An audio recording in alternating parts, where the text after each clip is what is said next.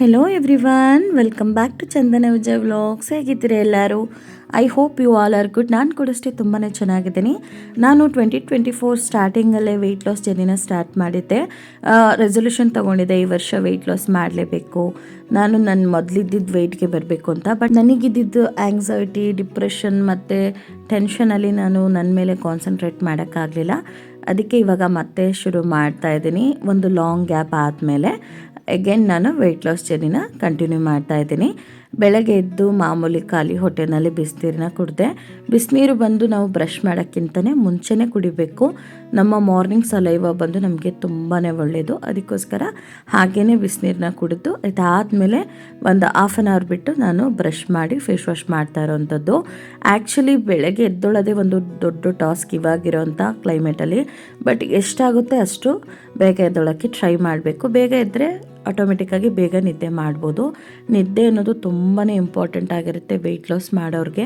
ನನಗೆ ದೊಡ್ಡ ಪ್ರಾಬ್ಲಮ್ ಅಂದ್ರೇ ಬೇಗ ನಿದ್ದೆ ಬರಲ್ಲ, ಲೇಟಾಗಿ ಮಲ್ಕೊಳ್ಳೋದು, ಲೇಟಾಗಿ ಎದ್ದೊಳೋದು, ಇದೇ ಥರನೇ ಇತ್ತು. ಬಟ್ ಆದಷ್ಟು ಇವಾಗ ಬ್ಯಾಲೆನ್ಸ್ ಮಾಡೋಕ್ಕೆ ಟ್ರೈ ಮಾಡ್ತಾಯಿದ್ದೀನಿ. ಇದಾದಮೇಲೆ ಫೇಸ್ ವಾಶ್ನ ಮಾಡಿಕೊಂಡೆ. ನಾನು ಫೇಸ್ ವಾಶ್ ಮಾಡಿದ ಮೇಲೆ ಸ್ವಲ್ಪ ಹೊತ್ತು ಹಾಗೆ ಬಿಟ್ಬಿಡ್ತೀನಿ. ಯಾವ ಕ್ರೀಮೂ ಏನೂ ಅಪ್ಲೈ ಮಾಡಲ್ಲ. ಅದಾದಮೇಲೆ ಏನಾದರೂ ಹೊರಗಡೆ ಹೋಗೋದಿದ್ರೆ ಮೇಕಪ್ ಮಾಡ್ಕೊತೀನಿ, ಇಲ್ಲಾಂತಂದರೆ ಸನ್ಸ್ಕ್ರೀನು, ಮಾಯ್ಶ್ಚರೈಸರ್ ಮಾತ್ರ ಅಪ್ಲೈ ಮಾಡ್ಕೊತೀನಿ. ಇದಾದಮೇಲೆ ನಾನು ಬ್ರೇಕ್ಫಾಸ್ಟ್ನ ಪ್ರಿಪೇರ್ ಮಾಡ್ಕೊತಾ ಇದ್ದೀನಿ. ಫೇಸ್ ವಾಶ್ ಮಾಡಿ ಒಂದು 1/4 ಗಂಟೆ ಆದಮೇಲೆ ಬ್ರೇಕ್ಫಾಸ್ಟ್ ಮಾಡಿಕೊಂಡ್ರೆ ಒಳ್ಳೆಯದು. ನಾನು ಬನಾನಾ ಮತ್ತು ಕಿವಿ ಫ್ರೂಟ್ನ ಯೂಸ್ ಮಾಡಿಕೊಂಡು ಇವತ್ತು ಒಂದು ಹೆಲ್ತಿ ಪವರ್ ಪ್ಯಾಕಿಂಗ್ ಸ್ಮೂತಿನ ಪ್ರಿಪೇರ್ ಮಾಡ್ಕೊತಾ ಇದ್ದೀನಿ. ಬನಾನಾ ಸ್ಮೂತಿ ಮಾಡಿದ್ದೀನಿ, ಆಲ್ರೆಡಿ ನನ್ನ ಚಾನಲಲ್ಲಿ ಇದೆ.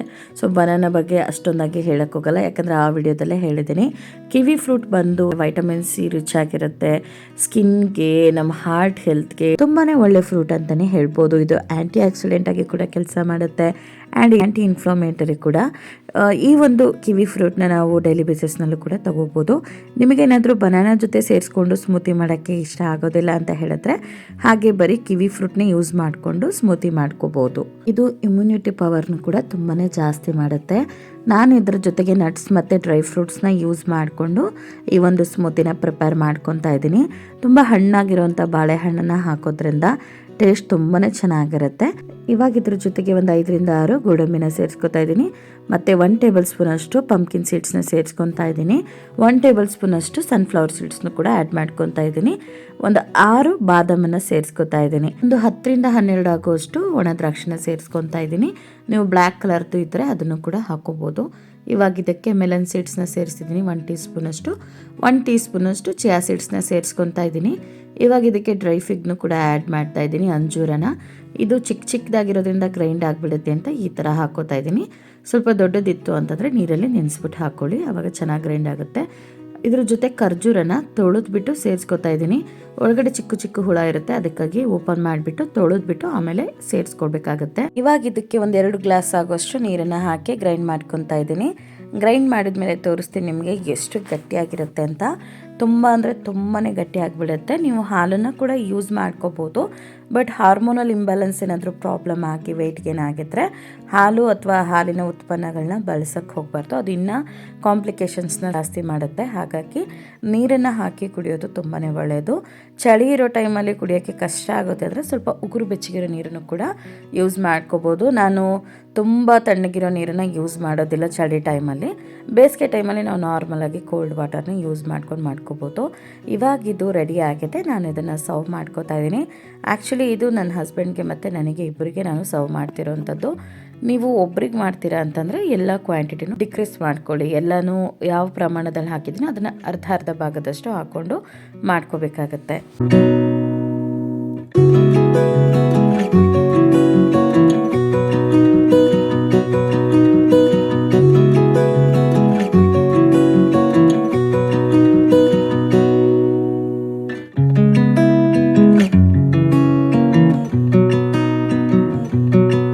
ಸ್ಮೂತಿನ ಪ್ರಿಪೇರ್ ಮಾಡಿ ನನ್ನ ಹಸ್ಬೆಂಡ್ಗೂ ಕೂಡ ಸರ್ವ್ ಮಾಡಿದ್ದೆ. ಇಬ್ಬರು ಕೂಡ ಒಟ್ಟಿಗೆ ಕುತ್ಕೊಂಡು ಕುಡಿದ್ವಿ. ತುಂಬಾ ಎಂಜಾಯ್ ಮಾಡಿದ್ವಿ ಅಂತಲೇ ಹೇಳ್ಬೋದು. ಸಖತ್ತಾಗಿತ್ತು. ಟೇಸ್ಟ್ ಇವತ್ತು ತುಂಬ ಡಿಫ್ರೆಂಟಾಗಿ ಬಂದಿತ್ತು. ತುಂಬ ಅಂದರೆ ತುಂಬಾ ಚೆನ್ನಾಗಿತ್ತು.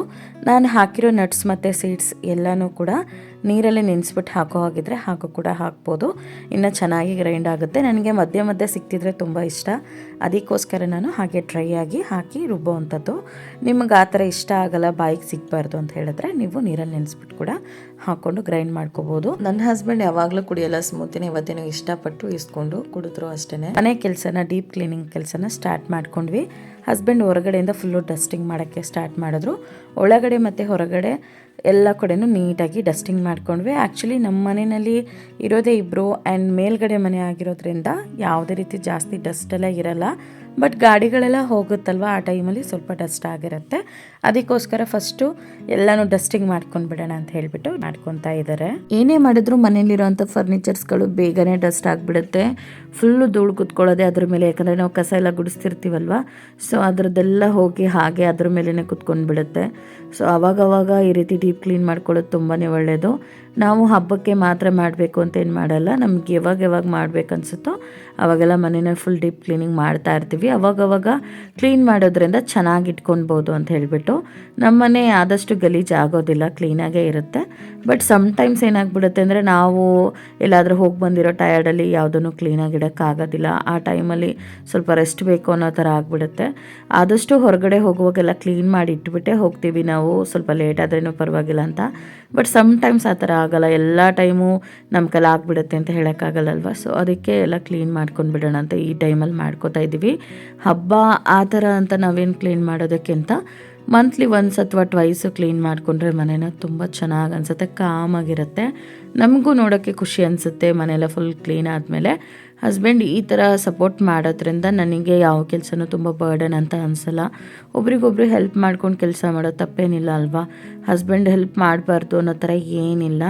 ತುಂಬ ಜನ ನೋಡಿದ್ದೀನಿ, ಹಸ್ಬೆಂಡ್ಗಳು ಯಾರೂ ಹೆಲ್ಪ್ ಮಾಡಲ್ಲ ಅವರ ವೈಫ್ಗೆ, ಅಥವಾ ಮನೇಲಿರೋ ದೊಡ್ಡವರು ಬಿಡಲ್ಲ ಹೆಲ್ಪ್ ಮಾಡೋಕ್ಕೆ. ಆ ಥರ ಇರಬಾರ್ದು. ಒಬ್ರಿಗೊಬ್ರು ಸಪೋರ್ಟಿವ್ ಆಗಿ ಹೆಲ್ಪ್ಫುಲ್ ಆಗಿದ್ದರೆ ಫ್ಯಾಮಿಲಿನೂ ತುಂಬ ಚೆನ್ನಾಗಿರುತ್ತೆ. ಇಬ್ಬರು ಮಧ್ಯೆನೂ ಲವ್ ರಿಲೇಷನ್ಶಿಪ್ ತುಂಬಾ ಚೆನ್ನಾಗಿರುತ್ತೆ. ಇದಾದಮೇಲೆ ನಾನು ಒಂದು ಕಡೆಯಿಂದ ರೂಮಲ್ಲೆಲ್ಲ ಡಸ್ಟಿಂಗ್ ಮಾಡಿಕೊಂಡು ಬೆಡ್ನೆಲ್ಲ ಕ್ಲೀನ್ ಮಾಡಿಬಿಟ್ಟು ಬೆಡ್ ಕವರೆಲ್ಲ ರೆಡಿ ಮಾಡ್ತಾ ಇದ್ದೀನಿ. ಇದು ನಾವು ವೀಕ್ಲಿ ಟ್ವೈಸ್ ಅಥವಾ ಥ್ರೈಸ್ ನಾವು ಚೇಂಜ್ ಮಾಡ್ತೀವಿ ಬೆಡ್ ಕವರ್ನ. ಒಬ್ರೊಬ್ರು 5 ಡೇಸು 10 ಡೇಸ್ 15 ಡೇಸ್ಗೆಲ್ಲ ಚೇಂಜ್ ಮಾಡ್ತಾರೆ. ಆ ಥರ ಮಾಡೋದ್ರಿಂದ ಸ್ಕಿನ್ ಅಲರ್ಜಿಸ್ ಜಾಸ್ತಿ ಬರುತ್ತೆ, ರ್ಯಾಷಸ್ ಎಲ್ಲ ಆಗುವಂಥ ಸಾಧ್ಯತೆ ಜಾಸ್ತಿ ಇರುತ್ತೆ. ಹಾಗಾಗಿ ಚೇಂಜ್ ಮಾಡ್ತಿರ್ತೀವಿ ನಾವು. ಕಾಟನ್ ಬೆಡ್ ಆಗಿರೋದ್ರಿಂದ ಇದು ಸ್ವಲ್ಪ ಹೀಟ್ ಇರುತ್ತೆ. ಹಾಗಾಗಿ ಒಂದೇ ಹಾಕಿದರೆ ಆ ಹೀಟ್ ಅಲ್ಲೇ ಇದ್ಕೊಂಡು ಅದರಿಂದನೂ ಕೂಡ ಸ್ಕಿನ್ ಅಲರ್ಜಿಸ್ ಆಗುತ್ತೆ ಅಂತ ನಾವು ಅಟ್ಲೀಸ್ಟ್ 3 ಡೇಸ್ ಒನ್ಸ್ ಆದರೂ ಚೇಂಜ್ ಮಾಡ್ತಿರ್ತೀವಿ. ಇದೆಲ್ಲ ಆದಮೇಲೆ ರೂಮ್ನ ಫುಲ್ ಕ್ಲೀನ್ ಮಾಡಿದ್ಮೇಲೆ ನೋಡೋಕ್ಕೆ ತುಂಬಾ ಚೆನ್ನಾಗಿ ಅನ್ನಿಸ್ತಿರುತ್ತೆ. ಬೆಳಗ್ಗೆ ಟೈಮೇ ಈ ರೀತಿ ಎಲ್ಲ ಕೆಲಸ ಮಾಡ್ಕೊಂಡು ಬಿಡೋದ್ರಿಂದ ಸಂಜೆ ಅಷ್ಟಕ್ಕೆ ಆರಾಮಾಗಿ ಫ್ರೀಯಾಗಿ ಟೈಮ್ ಸ್ಪೆಂಡ್ ಮಾಡ್ಬೋದು. ಹಸ್ಬೆಂಡ್ ಮನೇಲಿರುವಾಗಲೇ ಈ ಥರ ಮಾಡಿಕೊಂಡ್ರೆ ಅವ್ರಿಗೂ ಮನೆ ರೆಸ್ಪಾನ್ಸಿಬಿಲಿಟಿ, ಮನೆ ಕೆಲಸಗಳಲ್ಲಿ ಅವ್ರೂ ಇನ್ವಾಲ್ವ್ಮೆಂಟ್ ತೋರಿಸ್ದಾಗೂ ಆಗುತ್ತೆ. ನಮಗೂ ಕೂಡ ಒಬ್ಬರು ಹೆಲ್ಪ್ ಮಾಡ್ದಂಗೆ ಅನಿಸುತ್ತೆ. ಅದಕ್ಕೋಸ್ಕರ ಅವರಿರೋ ಟೈಮಲ್ಲೇ ಈ ಥರ ಎಲ್ಲ ಡೀಪ್ ಕ್ಲೀನಿಂಗ್ ಮಾಡ್ಕೊತಾ ಇದ್ದೀನಿ. ಇದಾದಮೇಲೆ ಕ್ರಿಸ್ಮಸ್ ಟ್ರೀನ ತೊಗೊಂಬರೋಣ ಅಂತ ನಾವು ಪ್ಲ್ಯಾನ್ ಮಾಡಿದ್ವಿ. ಬಟ್ ನಮ್ಮ ಒಬ್ಬರು ಕಸಿನ್ ಬ್ರದರ್ ನಮಗೆ ಒರಿಜಿನಲ್ ಪ್ಲ್ಯಾಂಟ್ನ ಕೊಟ್ಟಿದ್ರು, ರಿಯಲ್ ಪ್ಲ್ಯಾಂಟ್ನ. ಸೊ ಇದೇ ಇದೆಯಲ್ಲ, ಇದನ್ನೇ ಇಟ್ಬಿಡೋಣ ಅಂತ ಹೇಳಿಬಿಟ್ಟು ಹಾಗೆ ಇಡ್ತಾ ಇದ್ದೀವಿ. ಆ್ಯಕ್ಚುಲಿ ನಾವು ವರ್ಷ ಟ್ರೀ ಎಲ್ಲ ತೊಗೊಂಬಂದಿಡೋದು ಆ ಥರ ಎಲ್ಲ ಮಾಡೋಕ್ಕೆ ಹೋಗಲ್ಲ. ಈ ಸಲ ತೊಗೊಂಬರೋಣ ಅಂತ ಅಂದ್ಕೊಂಡ್ವಿ. ಆ ಮನೇಲಿ ಏನಾಗಿತ್ತು ಅಂದರೆ ಅದಕ್ಕಾದಂಥ ಸ್ಪೇಸ್ ಏನಿರಲಿಲ್ಲ. ಇಟ್ಟರೆ ಡೈನಿಂಗ್ ಟೇಬಲ್ ಮೇಲೆ ಇಡಬೇಕು ಆ ಥರ ಇತ್ತು. ಸ್ವಲ್ಪ ಕಂಜೆಸ್ಟೆಡ್ ಆಗ್ತಿತ್ತು. ಕೆಳಗಡೆ ಏನಾದರೂ ಇಟ್ಟರೆ ಇಲ್ಲಿ ಧಾರಾಳವಾಗಿ ಜಾಗ ಇದೆಯಲ್ಲ ಅಂತ ಹೇಳ್ಬಿಟ್ಟು ಇಲ್ಲಿ ಇಡ್ತಾ ಇದ್ದೀವಿ. ಇದು ಹೊರಗಡೆ ಇಡೋದಕ್ಕಿಂತ ಮನೆ ಒಳಗಡೆ ಇಟ್ಟರೆ ಚೆನ್ನಾಗಿ ಕಾಣಿಸುತ್ತೆ ಅಂತ ಹೇಳಿಬಿಟ್ಟು ಈ ರೀತಿ ಇಡ್ತಾ ಇದ್ದೀವಿ. ಇದು ಹಾಗೆ ಪ್ಲೇನ್ ಆಗಿರೋದು ಅಷ್ಟು ಚೆನ್ನಾಗಿ ಕಾಣಲ್ಲ ಅಂತ ಟಿಶ್ಯೂ ಪೇಪರ್ ಮತ್ತು ಕಾಟನ್ ಹಾಕಿ ಈ ರೀತಿ ಕವರ್ ಮಾಡಿ ಚೆನ್ನಾಗಿ ಕಾಣಿಸೋ ಥರ ರೆಡಿ ಮಾಡ್ತಾ ಇದ್ದೀವಿ. ಇದು ಹಸ್ಬೆಂಡು ಅವರ ಒಂದು ಆಸೆಯಿಂದ ಮಾಡ್ತಿರೋವಂಥದ್ದು. ಇದು ಇನ್ನೂ ಸ್ವಲ್ಪ ಚೆನ್ನಾಗಿ ಕಾಣಿಸ್ಲಿ ಅಂತ ಹೇಳಿಬಿಟ್ಟು ಮನೇಲಿ ಇದ್ದಿದ್ದಂಥ ಸ್ಟ್ರಿಪ್ ಲೈಟ್ನ ಕೂಡ ಇದಕ್ಕೆ ಹಾಕ್ತಾ ಇದ್ದಾರೆ. ಏನು ಆಗೋದಿಲ್ಲ, ರಿಯಲ್ ಪ್ಲ್ಯಾಂಟ್ ಇಟ್ಟರೆ ಇನ್ನೂ ಚೆನ್ನಾಗೇ ಕಾಣಿಸುತ್ತೆ. ಇದಕ್ಕೆ ಓರ್ನಮೆಂಟ್ಸ್ ಎಲ್ಲ ಏನೂ ಹಾಕ್ತಾಯಿಲ್ಲ, ಜಸ್ಟ್ ಹಾಗೆ ಈ ಲೈಟ್ ಮತ್ತು ಕಾಟನ್ನ ಹಾಕ್ಕೊಂಡು ಅರೇಂಜ್ ಮಾಡ್ಕೊಂಡ್ವಿ ಅಷ್ಟೇ. ಸಿಂಪಲಾಗಿ ಮಾಡ್ಕೊಳ್ಳೋಣ ಅಂತ ಮಾಡ್ಕೊಂಡಿದ್ದು. ಇದಾದಮೇಲೆ ನಾನು ಪಾತ್ರೆಗಳೆಲ್ಲ ವಾಶ್ ಮಾಡಿ ಇಡ್ತಾ ಇದ್ದೀನಿ. ಪಾತ್ರೆಗಳು ಜಾಸ್ತಿ ಏನು ಬೀಳಲ್ಲ, ಇಬ್ಬರೇ ಇರೋದ್ರಿಂದ. ಸಮ್ಟೈಮ್ಸ್ ಏನಾಗ್ಬಿಡುತ್ತೆ ಅಂತಂದರೆ ನಾವು ಹೆಲ್ತ್ ಇಶ್ಯೂಸ್ ಇದ್ದಾಗ ಅಥವಾ ತುಂಬ ಟಯರ್ಡ್ ಅನಿಸಿದಾಗ ಯಾವುದು ತೊಳೆಯೋದಿಲ್ಲ, ಹಾಗೆ ಇಟ್ಬಿಟ್ರೆ ಜಾಸ್ತಿ ಆಗಿಬಿಡುತ್ತೆ. ಅದಕ್ಕೆ ಇವಾಗಲೇ ಮನೆ ಕೆಲಸ ಮಾಡುವಾಗಲೇ ಇದನ್ನು ಕೂಡ ತೊಳೆದು ಬಿಡೋಣ, ಜಾಸ್ತಿ ಆಗುತ್ತೆ ಅಂತ ಒಂದು ಕಡೆಯಿಂದ ಪಾತ್ರೆ ಕೂಡ ನಾನು ತೊಳೆಯೋಕ್ಕೆ ಸ್ಟಾರ್ಟ್ ಮಾಡ್ಕೊಂಡ್ಬಿಟ್ಟೆ.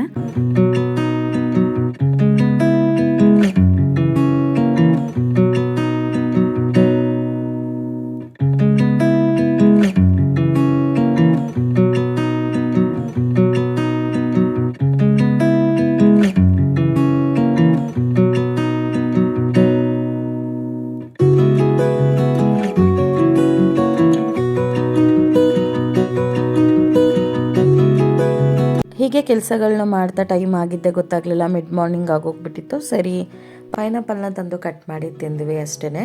ಇದಾದಮೇಲೆ ಅಡುಗೆ ಮನೆಯೆಲ್ಲ ಕ್ಲೀನ್ ಮಾಡಿದ್ಮೇಲೆ ಹೇಗಿದೆ ಅಂತ ತೋರಿಸ್ತಿದ್ದೀನಿ.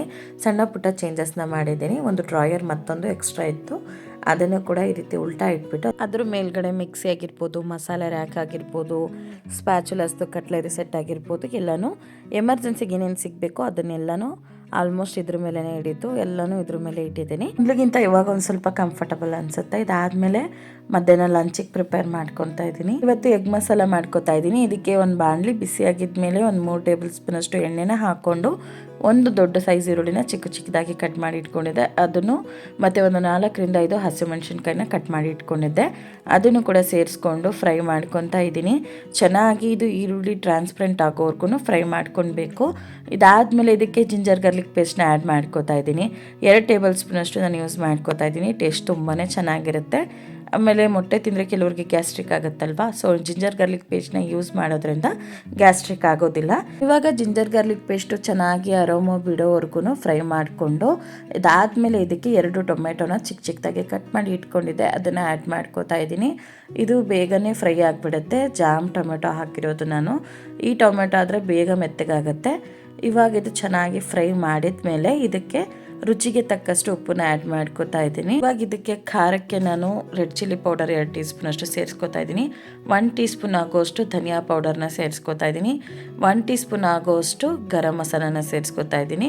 ಒಂದು ಅರ್ಧ ಚಮಚದಷ್ಟು ಅರಿಶಿನ ಪುಡಿನ ಸೇರಿಸ್ಕೋತಾ ಇದ್ದೀನಿ. ಒಂದು ಅರ್ಧ ಚಮಚದಷ್ಟು ಕುಟ್ಟಿರೋಂಥ ಕಾಳು ಮೆಣಸಿನ ಪುಡಿ ಪೆಪ್ಪರ್ ಪೌಡರ್ನ ಸೇರಿಸ್ಕೊತಾ ಇದ್ದೀನಿ. ಇವಾಗ ಇದೆಲ್ಲ ಟೊಮ್ಯಾಟೊ ಜೊತೆ ಮಿಕ್ಸ್ ಆಗೋ ರೀತಿ ಚೆನ್ನಾಗಿ ಫ್ರೈ ಮಾಡ್ಕೊತಾ ಇದ್ದೀನಿ. ಈ ರೀತಿ ಫ್ರೈ ಮಾಡ್ಕೊಂಡಿದ್ದಾದಮೇಲೆ ಒಂದು 4 ಟೊಮೆಟೊನ ಪೇಸ್ಟ್ ಮಾಡಿ ಇಟ್ಕೊಂಡಿದ್ದೆ, ಅದನ್ನು ಆ್ಯಡ್ ಮಾಡ್ಕೊತಾ ಇದ್ದೀನಿ. ಟೊಮೆಟೊ ಪ್ಯೂರಿಯಾಗಿ ಹಾಕೋದ್ರಿಂದ ಗ್ರೇವಿ ಗಟ್ಟಿಯಾಗಿ ಬರುತ್ತೆ, ಟೇಸ್ಟ್ ಕೂಡ ಚೆನ್ನಾಗಿರುತ್ತೆ. ಕಟ್ ಮಾಡಿ ಹಾಕಿರೋದ್ರಿಂದ ಬಾಯಿಗೆ ಸಿಗ್ತಾ ಇರುತ್ತೆ, ಚೆನ್ನಾಗಿ ಅನಿಸುತ್ತೆ ಅಂತ ಹೇಳ್ಬಿಟ್ಟು 2 ಥರನೂ ನಾನು ಯೂಸ್ ಮಾಡ್ಕೊತಾ ಇದ್ದೀನಿ. ಈ ರೀತಿ ಮಾಡಿಕೊಂಡ್ರೆ ಟೇಸ್ಟ್ ಅಂತೂ ಸಖತ್ತಾಗಿರುತ್ತೆ. ಇವಾಗ ಇದೆಲ್ಲದನ್ನು ಚೆನ್ನಾಗಿ ನೀಟಾಗಿ ಮಿಕ್ಸ್ ಆಗೋ ರೀತಿ ಫ್ರೈ ಮಾಡ್ಕೊತಾ ಇದ್ದೀನಿ. ಇದನ್ನು ಸ್ವಲ್ಪ ಹೊತ್ತು ಹೀಗೆ ಕೈ ಆಡಿಸ್ಬಿಟ್ಟು ಹಾಗೆ ಬಿಟ್ಬಿಡ್ಬೇಕಾಗತ್ತೆ. ಟೊಮೆಟೊನಲ್ಲಿರುವಂಥ ಹಸಿ ಸ್ಮೆಲ್ಲೆಲ್ಲ ಫುಲ್ ಹೋಗಬೇಕು, ಅಲ್ಲಿವರೆಗೂ ಇದನ್ನು ಸ್ವಲ್ಪ ಕುದಿಸ್ಕೊಳ್ಬೇಕಾಗತ್ತೆ. ಲೋ ಫ್ಲೇಮ್ನಲ್ಲಿ ಇಟ್ಕೊಂಡು ನಾನು ಕುದಿಸ್ಕೊತಾ ಇದ್ದೀನಿ. ಹೈ ಫ್ಲೇಮ್ನಲ್ಲಿ ಇಟ್ಕೊಂಡ್ರೆ ಫುಲ್ಲು ಸೀದೋಗ್ಬಿಡುತ್ತೆ, ಅದಕ್ಕೋಸ್ಕರ ಲೋ ಫ್ಲೇಮ್ನಲ್ಲಿ ಇಟ್ಟು ಒಂದು 2 ನಿಮಿಷ ಬಿಟ್ಬಿಡ್ಬೇಕಾಗತ್ತೆ. ಇವಾಗ ಇದು ಆಲ್ಮೋಸ್ಟು ಕುದಿಯೋಕ್ಕೆ ಸ್ಟಾರ್ಟ್ ಆಯಿತು. ಈ ಟೈಮಲ್ಲಿ ಎಣ್ಣೆ ಮತ್ತು ನೀರು ಸಪ್ರೇಟಾಗಿ ಬಿಟ್ಕೊಳ್ಳುತ್ತೆ. ಈ ರೀತಿ ಬಿಟ್ಕೊಂಡ್ರೆ ಇದು ಕರೆಕ್ಟಾಗಿ ಫ್ರೈ ಆಗಿದೆ, ಹಸಿ ವಾಸನೆ ಎಲ್ಲ ಹೋಗಿದೆ ಅಂತ ಅರ್ಥ. ಗಟ್ಟಿಯಾಗಿ ಪೇಸ್ಟ್ ಥರ ಆಗೋಗ್ಬಿಡುತ್ತೆ, ನೋಡ್ಬೋದು. ತುಂಬ ಅಂದರೆ ತುಂಬಾ ಚೆನ್ನಾಗಿರುತ್ತೆ. ಈ ರೀತಿ ಮಾಡಿಕೊಂಡ್ರೆ ಟೊಮೆಟೊ ಗೊಜ್ಜು ಥರ ಇರುತ್ತೆ, ಸೂಪರಾಗಿರುತ್ತೆ. ಇವಾಗ ಇದಕ್ಕೆ ಅಳತೆಗೆ ಎಷ್ಟು ಬೇಕು, ನಮ್ಮ ಗ್ರೇವಿಗೆ ಎಷ್ಟು ಕನ್ಸಿಸ್ಟೆನ್ಸಿ ನೋಡಿಕೊಂಡು ನೀರನ್ನು ಹಾಕ್ಕೊತಾ ಇದ್ದೀನಿ. ನಾನು ತುಂಬ ತೆಳ್ಳಗೆ ಮಾಡ್ಕೊಳ್ಳೋದಿಲ್ಲ, ಈ ರೀತಿ ಗ್ರೇವಿ ಎಲ್ಲ ಸ್ವಲ್ಪ ಗಟ್ಟಿ ಇದ್ರೇ ಟೇಸ್ಟ್ ಚೆನ್ನಾಗಿರುತ್ತೆ. ಇವಾಗ ನೀರನ್ನು ಹಾಕಿದ್ದಾದಮೇಲೆ ಕುದಿಯೋಕ್ಕೆ ಬಿಟ್ಬಿಡ್ತೀನಿ. 1-2 ನಿಮಿಷ ಇದು ಕುದೀಲಿ. ಕುದಿದ್ದಾದಮೇಲೆ ಮೊಟ್ಟೆಗಳನ್ನ ಬೇಯಿಸಿ ಇಟ್ಕೊಂಡಿದ್ದೆ, 3 ಮೊಟ್ಟೆನ ಬೇಯಿಸಿ ಇಟ್ಕೊಂಡಿದ್ದೆ. ಸೊ ಅದನ್ನು ಈ ರೀತಿಯಾಗಿ ರೌಂಡಿಗೆ ಕಟ್ ಮಾಡಿ ಹಾಕ್ಕೊತಾ ಇದ್ದೀನಿ. ನಾವು ಅರ್ಧ ಮೊಟ್ಟೆಗಳನ್ನ ಕೂಡ ಹಾಕ್ಕೊಳ್ಬೋದು, ಅಥವಾ 1 ಮೊಟ್ಟೆ ಫುಲ್ಲು ಕೂಡ ಹಾಕ್ಕೊಬೋದು. ನಾನು ಈ ರೀತಿಯಾಗಿ ಮಾಡ್ಕೊತಾ ಇದ್ದೀನಿ. ತುಂಬ ಚೆನ್ನಾಗಿರುತ್ತೆ, ಜಾಸ್ತಿ ತಿಂದಂಗೆ ಫೀಲ್ ಆಗುತ್ತೆ, ಅದಕ್ಕೋಸ್ಕರ ಈ ರೀತಿಯಾಗಿ ರೌಂಡ್ ಕಟ್ ಮಾಡಿ ಹಾಕ್ಕೊತಾ ಇದ್ದೀನಿ. ಮೊಟ್ಟೆ ಹಾಕಿದ್ಮೇಲೆ ಇಮಿಡಿಯೇಟಾಗಿ ಮಿಕ್ಸ್ ಮಾಡಬಾರ್ದು, 1-2 ನಿಮಿಷ ಹಾಗೆ ಕುದಿಸ್ಕೊಂಡು ಆಮೇಲೆ ಮಿಕ್ಸ್ ಮಾಡ್ಕೊಳ್ಬೇಕು. ಇವಾಗ ಇದು ರೆಡಿ ಆಗಿದೆ. ತುಂಬ ಕ್ವಿಕ್ಕಾಗಿ ಈಸಿಯಾಗಿ ಮಾಡ್ಕೊಳ್ಬೋದು. ನೀವು ನೋಡಿದ್ರಲ್ಲ ಎಷ್ಟೊಂದು ಈಸಿಯಾಗಿ ಕ್ವಿಕ್ಕಾಗಿ ಆಯಿತು ಅಂತ. ಮೊಟ್ಟೆ ಬೇಯಿಸಿ ಇಟ್ಕೊಂಡ್ಬಿಟ್ರೆ 10 ನಿಮಿಷದ ಒಳಗಡೆನೆ ಇದನ್ನ ರೆಡಿ ಮಾಡ್ಕೊಂಡು ಬಿಡ್ಬೋದು. ಸ್ವಲ್ಪ ಕೊತ್ತಂಬರಿ ಸೊಪ್ಪನ್ನ ಹಾಕಿ ಸರ್ವ್ ಮಾಡ್ಕೊತಾ ಇದ್ದೀನಿ. ಒಂದು ದೊಡ್ಡ ಸೈಜ್ ಸೌತೆಕಾಯಿ ಜೊತೆನಲ್ಲಿ ಸರ್ವ್ ಮಾಡ್ಕೊತಾ ಇದ್ದೀನಿ. ಕೋಲ್ಡ್ ಆಗುತ್ತೆ ಅನ್ನೋಂಥವ್ರು ಕ್ಯಾರೆಟ್ನ ಜಾಸ್ತಿ ತಗೊಳ್ಳಿ ಈ ಟೈಮಲ್ಲಿ. ಸೊ ಇದ್ರ ಜೊತೆಗೆ ವೈಟ್ ರೈಸ್ನ ನಾನು ಸರ್ವ್ ಮಾಡ್ಕೊತಾ ಇದ್ದೀನಿ. ಕೆಲಸ ಎಲ್ಲ ಮಾಡಿ ತುಂಬ ಟಯರ್ಡ್ ಆಗಿದ್ದರಿಂದ ಜಸ್ಟ್ ವೈಟ್ ರೈಸ್ ಮಾತ್ರ ಮಾಡ್ಕೊತಾ ಇದ್ದೀನಿ. ಇವತ್ತು ಚಪಾತಿ ಮುದ್ದೆ ಏನು ಮಾಡೋಕ್ಕಾಗಲಿಲ್ಲ. ಇದ್ರ ಜೊತೆಗೆ ಎಗ್ ಮಸಾಲ ಮಾಡಿದ್ನಲ್ಲ, ಸೊ ಅದನ್ನು ಕೂಡ ಸರ್ವ್ ಮಾಡ್ಕೊತಾ ಇದ್ದೀನಿ. ಎಲ್ಲ ಕೆಲಸನೂ ಮುಗಿಸಿ ಊಟನೂ ಮುಗಿಸಿ ಇವಾಗ ಹೊರಡ್ತಾ ಇದ್ದೀವಿ. ಲಾಸ್ಟ್ ಇಯರ್ ನಾವು ಬ್ಯಾಂಗ್ಳೂರಲ್ಲಿ ಸೆಲೆಬ್ರೇಟ್ ಮಾಡಿದ್ವಿ ಕ್ರಿಸ್ಮಸ್ ಮತ್ತು ನ್ಯೂ ಇಯರ್ನ. ನಮ್ಮ ಫ್ಯಾಮಿಲಿಯವರೆಲ್ಲರೂ ಕೂಡ ಅಲ್ಲಿಗೆ ಬಂದಿದ್ರು. ಅಕ್ಕ, ಮಾಮ, ಮಕ್ಕಳು ಎಲ್ಲರೂ ಬಂದಿದ್ದರು. ಅವ್ರ ಜೊತೆಗೆ ಸೆಲೆಬ್ರೇಟ್ ಮಾಡಿದ್ವಿ. ಮಾಲ್ಗೆಲ್ಲ ಹೋಗಿದ್ವಿ. ಫುಲ್ ತುಂಬ ಚೆನ್ನಾಗಿ ಅನಿಸಿತ್ತು ಹೋದ ವರ್ಷ. ಈ ವರ್ಷ ನಂಜನಗೂಡಲ್ಲಿ ಸೆಲೆಬ್ರೇಟ್ ಮಾಡೋಣ ಅಂತ ಹೇಳಿಬಿಟ್ಟು ಹೊರಡ್ತಾ ಇದ್ದೀವಿ. ಈ ಸಲ ಹಸ್ಬೆಂಡ್ ಲೀವ್ ಹಾಕಿ ನನಗೆ ತುಂಬ ಅಂದರೆ ತುಂಬಾ ಹೆಲ್ಪ್ ಮಾಡಿದ್ರು. ಲಾಸ್ಟ್ ಇಯರ್ ಎಲ್ಲ ನಮಗೆ ಇಷ್ಟೊಂದು ಟೈಮೇ ಸಿಕ್ಕಿರಲಿಲ್ಲ ಯಾವ ಕೆಲಸಗಳನ್ನ ಮಾಡೋದಕ್ಕೆ. ತುಂಬ ಹರಿಬರಿನಲ್ಲಿ ಎಲ್ಲ ಮಾಡಿದ್ದಾಗಿತ್ತು. ತುಂಬ ಜನ ಕೇಳ್ತಾ ಇದ್ರಿ, ಏನು ಜಗಳ ಆಯಿತು, ಯಾಕೆ, ಏನು ಅಂತೆಲ್ಲ ತುಂಬ ಕ್ವೆಶನ್ಸ್ ಎಲ್ಲ ಕೇಳ್ತಾ ಇದ್ರಿ. ವಾಟ್ಸಪ್ಪಲ್ಲಿ ಮೆಸೇಜ್ ಮಾಡಿ, ನನಗೆ ಕಾಲ್ ಮಾಡಿ ಎಲ್ಲ ಕೇಳ್ತಾ ಇದ್ರೆ ನನ್ನ ಮೇಲೆ ನಿಮ್ಗೆ ಎಷ್ಟೊಂದು ಕನ್ಸರ್ನ್ ಇದೆ ಅನ್ನೋದನ್ನು ಕೇಳಿ ತುಂಬಾ ಖುಷಿ ಅನಿಸುತ್ತೆ. ಮತ್ತು ಈ ವಿಡಿಯೋ ನೋಡಿದೆ, ಆ ವಿಡಿಯೋ ನೋಡಿದೆ, ಚೆನ್ನಾಗಿ ಬಂದಿತ್ತು, ರೆಸಿಪಿ ಇದಿಷ್ಟ ಆಯಿತು, ನಾನು ಟ್ರೈ ಮಾಡಿದ್ದೆ ಅಂತ ತುಂಬ ಜನ ಕಾಮೆಂಟ್ ಬಾಕ್ಸಲ್ಲಿ ಹೇಳ್ತೀರ. ತುಂಬ ಜನ ನನಗೆ ಪರ್ಸ್ನಲಾಗಿ ಕಾಲ್ ಮೆಸೇಜ್ ಮಾಡಿ ಹೇಳ್ತೀರ. ತುಂಬಾ ಖುಷಿ ಅನಿಸುತ್ತೆ ನನಗೆ, ಸಖತ್ ಹೆಮ್ಮೆ ಅಂತ ಕೂಡ ಅನಿಸುತ್ತೆ. ನಾನು ಮಾಡಿದ್ದು ಯಾವುದೋ ಒಂದು ಚಿಕ್ಕ ಕೆಲಸ ನಿಮಗಷ್ಟು ಹೃದಯಕ್ಕೆ ಹತ್ರ ಆಗಿದೆ ಅನ್ನೋದು ತುಂಬ ಖುಷಿಯಾಗುತ್ತೆ. ಹಳೆಯ ಫ್ರೆಂಡ್ಸ್ ಎಲ್ಲ ಕಾಲ್ ಮೆಸೇಜ್ ಮಾಡಿ ಈ ವಿಡಿಯೋ ಚೆನ್ನಾಗಿ ಬಂದಿತ್ತು, ವಿಡಿಯೋ ಮಾಡು, ಯಾಕೆ ಮಾಡ್ತಾ ಇಲ್ಲ, ವೆಯ್ಟ್ ಲಾಸ್ ಮಾಡ್ತಿದ್ದೀನಿ ಅಂತ ಇದೆಯಾ, ಮಾಡು, ಮೊದಲಿಗಿಂತ ಚೆನ್ನಾಗಿ ಆಗ್ಬಿಡ್ತೀಯಾ, ಹಾಗೆ ಹೀಗೆ ಅಂತೆಲ್ಲ ತುಂಬ ಎಂಕರೇಜ್ಮೆಂಟ್ ಮಾಡ್ತಾರೆ. ನನಗೆ ಸಖತ್ ಖುಷಿ ಅನಿಸುತ್ತೆ. ನನ್ನ ಮನೆಯಿಂದ ಹೊರಡುವಾಗ ಪ್ರತಿ ಸಲವೂ ಈ ರೀತಿ ಡೇಟೆಲ್ಲ ಚೇಂಜ್ ಮಾಡಿ ಹೋಗ್ತೀನಿ. ಬಟ್ ನಾನು ಅಂದ್ಕೊಂಡಿರೋ ಡೇಟ್ಗೆ ಯಾವತ್ತೂ ವಾಪಸ್ ಬರೋಲ್ಲ. ಬರುವಾಗ ಆಲ್ಮೋಸ್ಟ್ ಲೇಟಾಗೇ ಬರೋದು. ಅದಕ್ಕೆ ನನ್ನ ಹಸ್ಬೆಂಡ್ ಕೂಡ ನನ್ನ ರ್ಯಾಕ್ ಮಾಡ್ತಿದ್ರು. ನಾನಿವತ್ತು ಈ ರೀತಿಯಾಗಿ ಔಟ್ಫಿಟ್ನ ವೇರ್ ಮಾಡಿದ್ದೀನಿ. ಇದು ನನ್ನ ತುಂಬ ಫೇವ್ರೆಟ್ ಔಟ್ಫಿಟ್ ಅಂತಲೇ ಹೇಳ್ಬೋದು, ಫೇವ್ರೆಟ್ ಕಾಂಬಿನೇಷನ್ ಕೂಡ. ಯಾರೆಲ್ಲ ಈ ವಿಡಿಯೋ ನೋಡ್ತಿದ್ದಾರೆ ಎಲ್ರಿಗೂ ನಮ್ಮ ಫ್ಯಾಮಿಲಿ ಕಡೆಯಿಂದ merry Christmas and advance happy new year. ಈ ವಿಡಿಯೋ ಯಾವತ್ತು ಅಪ್ಲೋಡ್ ಆಗುತ್ತೆ ಅಂತ ಗೊತ್ತಿಲ್ಲ, ಬಟ್ ಇವಾಗಲೇ ವಿಶ್ ಮಾಡ್ತಾ ಇದ್ದೀನಿ. ಹೋಪ್ಫುಲಿ ನಿಮ್ಮೆಲ್ಲರಿಗೂ ಈ ವಿಡಿಯೋ ಇಷ್ಟ ಆಗಿದೆ ಅಂತ ನಾನು ಅನ್ಕೋತಾ ಇದ್ದೀನಿ. ಇದು ಪಾರ್ಟ್ 1 ಆಗಿರುತ್ತೆ. ಪಾರ್ಟ್ 2 ನಲ್ಲಿ ಸೆಲೆಬ್ರೇಷನ್ ವಿಡಿಯೋ ಜೊತೆಗೆ ನಿಮಗೆ ಸಿಗ್ತೀನಿ. ವಿಡಿಯೋ ಇಷ್ಟ ಆಗಿದ್ರೆ ಲೈಕ್ ಮಾಡೋದನ್ನ ಮರಿಬೇಡಿ. ವಿಡಿಯೋ ಬಗ್ಗೆ ನಿಮ್ಮ ಅನಿಸಿಕೆ ಅಭಿಪ್ರಾಯಗಳನ್ನ ಕಾಮೆಂಟ್ ಬಾಕ್ಸ್ ಅಲ್ಲಿ ತಿಳಿಸೋದನ್ನ ಕೂಡ ಮರಿಬೇಡಿ. ನಮ್ಮ ಚಾನಲ್ ಇನ್ನು ಯಾರ್ಯಾರು ಸಬ್ಸ್ಕ್ರೈಬ್ ಮಾಡ್ಕೊಂಡಿಲ್ಲ ಇವಾಗಲೇ ಸಬ್ಸ್ಕ್ರೈಬ್ ಮಾಡ್ಕೊಳ್ಳಿ. Thank you so much for watching. Love you all. Bye.